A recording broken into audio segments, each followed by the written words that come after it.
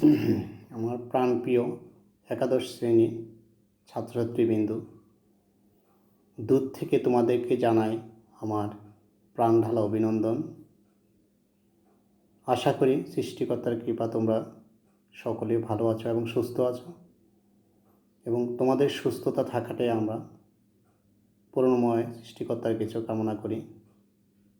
প্রিয় ছাত্রছাত্রীবৃন্দ, আজ এই মহামারী বিশ্বের করোনার এই মহামারী ব্যাধির কারণে আমরা তোমাদের কাছ থেকে দূরে, তোমরা আমাদের কাছ থেকে দূরে। কাছ থেকে যেই শুভেচ্ছা বিনিময় সেইটুকু আমরা করতে পারছি না। দুঃখ হলো সত্য যে কাছে টেনে, কাছে বসে স্নেহ মমতা ভরে যে আনন্দময় ঘনপূর্ণ পরিবেশে ক্লাস করতে পারতাম, তোমাদের সুখ দুঃখ আনন্দ বেদনা অনুভব করতে পারতাম এবং শেয়ার করতে পারতাম, সেগুলি হয়তো পাচ্ছি না। তারপরেও আমরা চেষ্টা করে যাচ্ছি দূর থেকে তোমাদেরকে অনলাইনের মাধ্যমে ক্লাস করার জন্য। তোমরা মনোযোগ সহকারে ক্লাসটি একটু অনুধাবন করবে। আমার প্রাণপ্রিয় ছাত্রছাত্রীবৃন্দ, তোমরা যখনই সময় পাবে বই খাতা নিয়ে বসবে এবং লেখাপড়া চালিয়ে যাবে, কারণ এই ব্যাধি সবসময় থাকবে না, কিন্তু তোমার শিক্ষা, তোমার জ্ঞান সবসময় থাকবে। তোমাকে এই জ্ঞান অর্জন করতে হবে, সুদূর ভবিষ্যতে এগিয়ে যেতে হবে। তাই এই সময়টুকু অলস সময় না কেটে পড়ার প্রতি মনোযোগ দিও, কারণ এই একাদশ দ্বাদশ শ্রেণীটা অত্যন্ত গুরুত্বপূর্ণ প্রত্যেকটি ছাত্রছাত্রীর জীবনে। এর উপর ভিত্তি করে তোমাদের ভবিষ্যৎ জীবন নির্ভর করবে।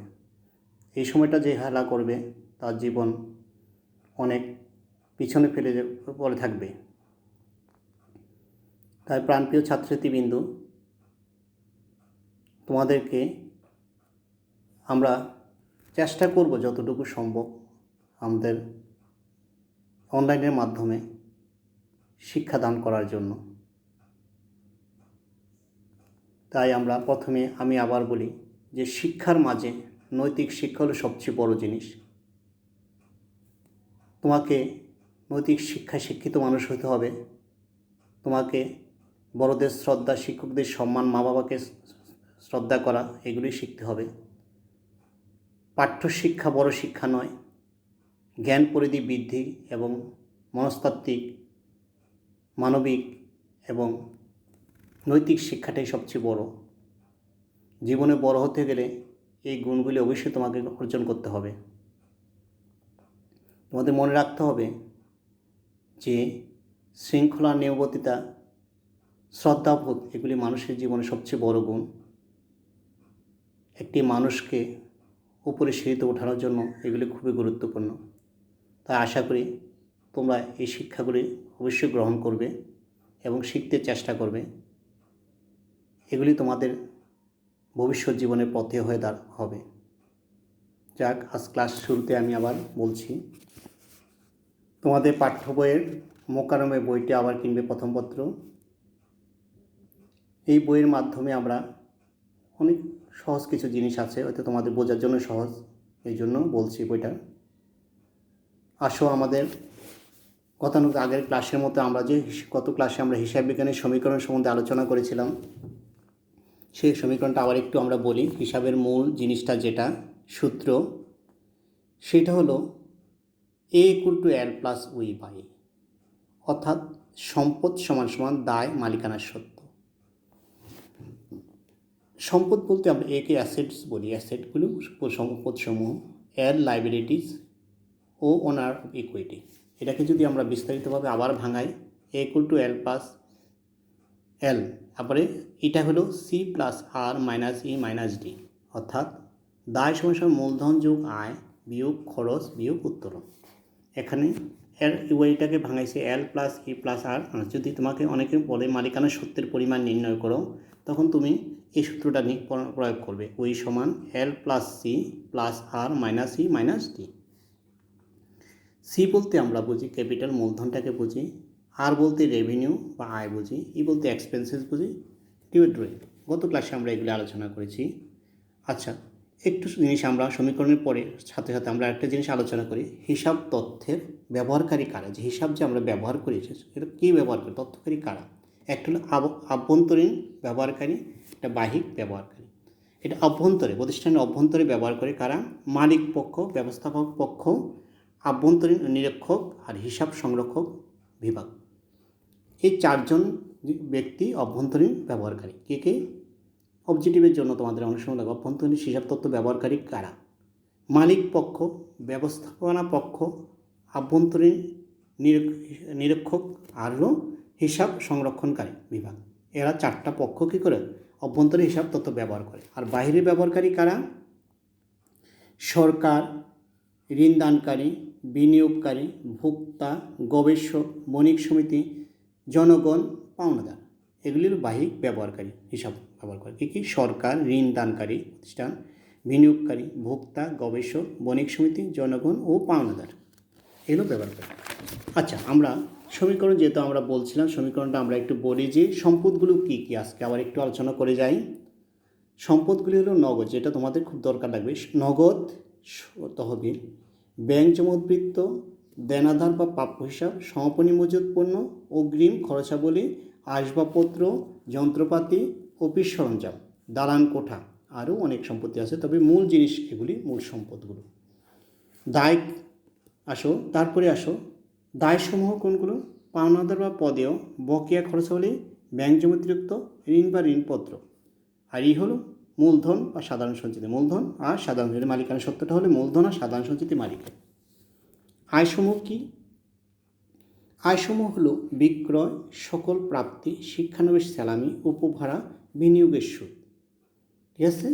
আর ব্যয়গুলি কি? ব্যয়ের তো শেষ নেই, একটা প্রতিষ্ঠানে ব্যয়ের অভাব নেই, অসংখ্য ব্যয়। প্রারম্ভিক মজুত পণ্য, ক্রয়, সকল পরিবহন, সকল শুল্ক, সকল খরচ, যেমন অপচয়, কুঋণ, মণিহারি, বিজ্ঞাপন, উত্তোলন একটা মালিকের মধ্যেও পড়ে, আবার সেটা ব্যয়ের মধ্যে আমরা ধরি। তারপরে বিমা খরচ, তারপর অফিস খরচ, তারপরে শিক্ষানবিশ ভাতা, এগুলিকে বলা হয় ব্যয়। এগুলি ব্যয়। তো এই ব্যয়গুলি আমরা বলি চারটা হিসাবের বিভাগ করে 5টি হিসাবে ভাগ করা হয়। এখন আসো, আমাদের যে জিনিসটা আমাদের দরকার লাগবে, যে আমরা এই লেনদেন থেকে, আমরা হিসাব থেকে, সমীকরণ থেকে লেনদেনগুলি আমরা করব। লেনদেনগুলি কি? লেনদেন থেকে আমরা দুইটা জিনিস আমরা জানবো। লেনদেন বলতে কী বোঝায়?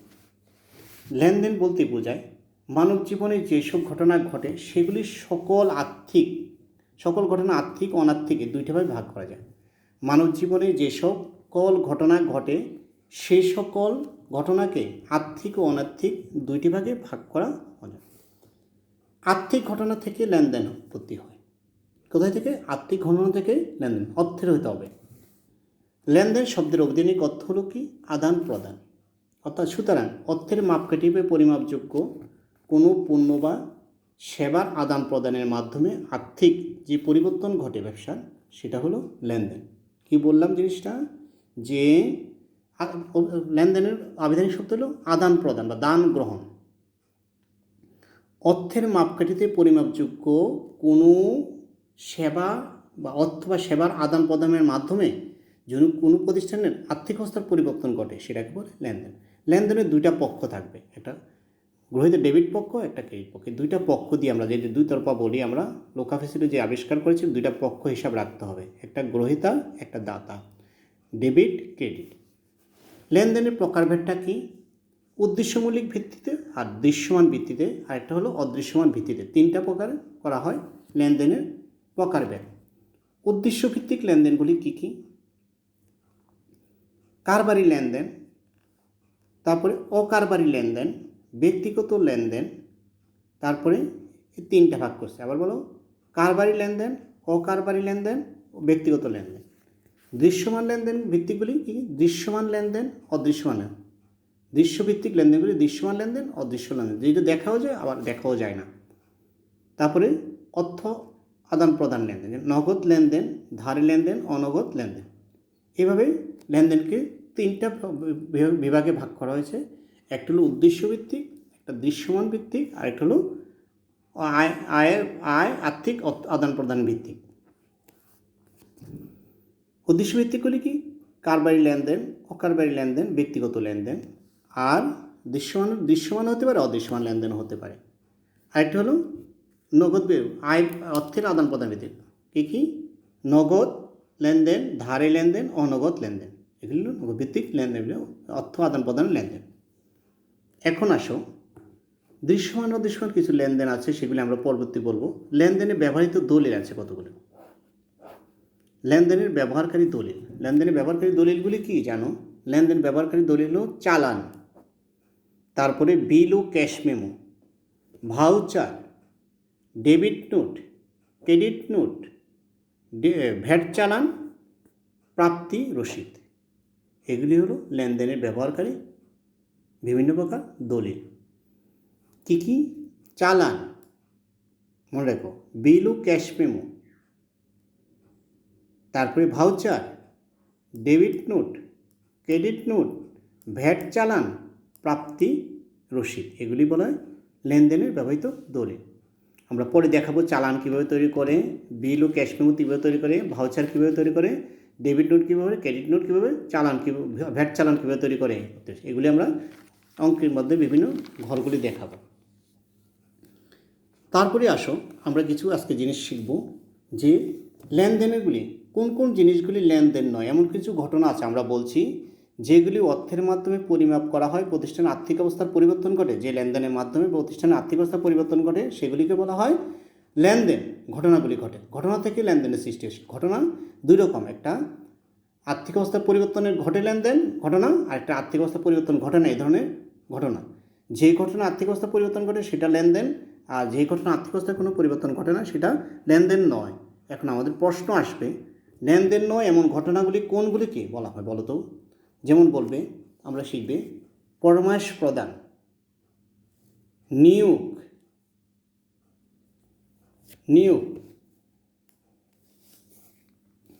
বিলের স্বীকৃতি প্রদান, মালিকের ছেলে মেয়ের বিয়ে, জন্মদিন, চুক্তি করা, দরপত্র পেশ, ব্যাংক ঋণ আবেদন বা ব্যাংক ঋণ, এই ধরনের, বা নিজস্ব ব্যক্তিগত কোনো খরচ, ব্যক্তিগত কোনো ব্যয়,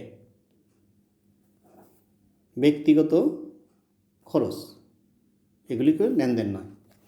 আবার বলো, লেনদেন নয় কোনগুলো? লেনদেন নয় সেগুলো যেগুলি অর্থবস্থা করে, যেমন ফরমেশ করা, অর্থাৎ কোনো জিনিসকে অর্ডার করলে সেটা লেনদেন হয় না। তারপর বিলের স্বীকৃতি প্রদান করা, সেটাও লেনদেন নয়। মালিকের ছেলে মেয়ের বিয়ে বা জন্মদিন অনুষ্ঠানের কোনো ব্যয়, সেটাও লেনদেন নয়। চুক্তি করা, সেটাও লেনদেন নয়। দরপত্র পেশ করা, সেটা লেনদেন নয়। ব্যাংক ঋণ আবেদন করা, সেটাও লেনদেন নয়। ব্যক্তিগত খরচগুলি, সেটি লেনদেন নয়। প্রশ্নে আমাদের প্রথমে অনেক সময় সৃজনশীল কয় বলে লেনদেন নয়, তাদের পরিমাণ নির্ণয় করো। তাহলে পয়েন্টগুলি মনে থাকবে না, আবার বলি, পয়েন্টগুলি মনে রাখার জন্য বলবে পরামর্শ প্রদান করা, নিয়োগ, বিলের স্বীকৃতি, মালিকের ছেলে মেয়েদের বিয়ে, জন্মদিন অনুষ্ঠান ব্যয়, চুক্তি করা, দরপত্র পেশ, ব্যাংক ঋণ আবেদন, ব্যক্তিগত খরচ, এগুলি লেনদেন নয়। এগুলি লেনদেন নয়। তাহলে লেনদেন কোনটা? যেগুলি ব্যবসার অবস্থার পরিবর্তন ঘটবে। যেমন মূলধন আনয়ন করা, ক্রয় করা, বিক্রয় করা, বেতন প্রদান করা, আসবাবপত্র ক্রয় করা, ব্যাংকে জমা দেওয়া, ব্যাংক থেকে উত্তোলন, এই কটা এন্ট্রি আমরা সাধারণত সাজিয়েছি। তাহলে কী বলবো?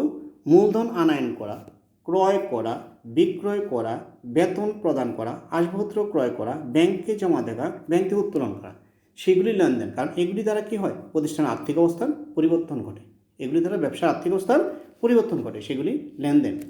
যদি আমরা লেনদেনের মধ্যে যাই, তাহলে আসো আমরা সমীকরণের মাধ্যমে যেমন আমরা যদি বলি যে ব্যবসার নগদত্ব প্রদান নিয়ে ব্যবসা শুরু করলো, ওখানে একটা প্রশ্ন বলো, তাহলে আমাদের সমীকরণটা আসো A=L+U।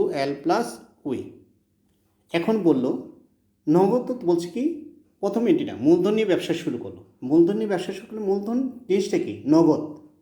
নগদ টাকা নিয়ে। এখানে কি হবে? এ বৃদ্ধি পাবে। কীভাবে? এই নগদ প্লাস হবে সমান ইউ প্লাস হবে, মালিকানা সত্ত্ব, মালিকের টাকা তো মালিকানা সত্ত্ব ইউ প্লাস হবে বা ই প্লাস হবে, নোটা যোগ হবে। কী হবে? নগদও বাড়বে, মালিকানা সত্ত্ব বাড়বে, নগদও বাড়বে, ওই সমীকরণটা কাজে লাগবে, সমীকরণটা সমান সমান ইকুয়াল টু এল প্লাস এই সমীকরণে নগদও বাড়বে, ওইও বাড়বে, নগদও বাড়বে, ওইও বাড়বে। এটা হলো আমাদের সমীকরণের মাধ্যমে দেখাবো, নগদ বৃদ্ধি পেল প্লাস মালিকানা সত্ত্ব প্লাস। তারপরে আসো প্রশ্নগুলো, ক্রয় করা হলো 50,000। এখন বলো ক্রয় করলে কি হয়? ক্রয়টা কি আমি বলছি, কয়টা হলো ব্যয়। ব্যয় মানে কি? এখানে ব্যয় করলে কি হয়? টাকা খরচ হলো, এ হ্রাস পাবে, নগদ হ্রাস পাবে, অর্থাৎ এ হ্রাস পাবে, নগদ হ্রাস। আর কী হবে? মালিকানা সত্ত্ব হ্রাস, কারণ মালিকের টাকা এখানে মালিকানা সত্ত্ব হ্রাস, ওই হ্রাস বিয়োগ। নগদ হ্রাস পাবে অর্থাৎ বিয়োগ হবে, মালিকানা সত্ত্ব হ্রাস পাবে, মালিকের টাকাও কমে যাবে। তারপরে আসো নগদ বিক্রয়, বিক্রি করলে কী হবে? লিখবা এখানে বিক্রি করলে টাকা আসে, তাহলে নগদ এ বৃদ্ধি পাবে, সম্পদ বৃদ্ধি পাবে, মালিকানা সত্ত্ব মালিকের টাকা ই বৃদ্ধি পাবে। বেতন প্রদান, তাহলে বেতনটাকে একটা খরচ প্রদান, নগদ হ্রাস পাবে, মালিকানা সত্ত্ব হ্রাস পাবে, আয় ব্যয়টা সবসময় মালিকানা সত্ত্ব ই হ্রাস পাবে। আসবাবপত্র ক্রয়, আসবাবপত্র ক্রয় করলে কি হয়? টাকা কমে যাবে, এ হ্রাস পাবে, আর সম্পত্তি এ বৃদ্ধি পাবে। এখানে দুইটা জিনিস দেখো, আসবাবপত্রটা একটা সম্পদ, নগদও সম্পদ, এই জিনিসটা গুরুত্বপূর্ণ একটা পয়েন্ট। কীভাবে যে এতে কি হয়, যে আসবাবপত্র ক্রয় করলে দেখো এ ইকুয়াল টু এল প্লাস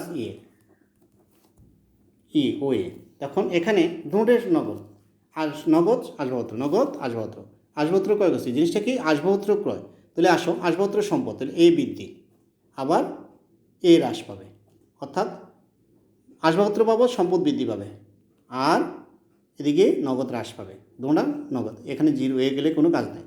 তাহলে এখানে এ মানে নগদ কত হলো 10, মনে করো 10,000 আসবাবপত্র কিনলাম, 10,000 হ্রাস পেল, বিয়োগ করলাম, আবার 10,000 নগদ বৃদ্ধি পেল, অর্থাৎ দুটা একই দিকে হবে, একটা বৃদ্ধি একই দিকে যখন হবে, নগদ বৃদ্ধি নগদ হ্রাস, নগদ বৃদ্ধি নগদ হ্রাস, যে এ নগদ হ্রাস পেল, এ সম্পদ বৃদ্ধি পেল। বোঝা গেল কি? আসবাবপত্র ক্রয় করলে নগদ আর আসবাবপত্র দুইটা, এখন নগদ হ্রাস পেল, আসবাবপত্রের মধ্যে সম্পত্তি বৃদ্ধি, এ বৃদ্ধি এ হ্রাস, এ বৃদ্ধি এ হ্রাস।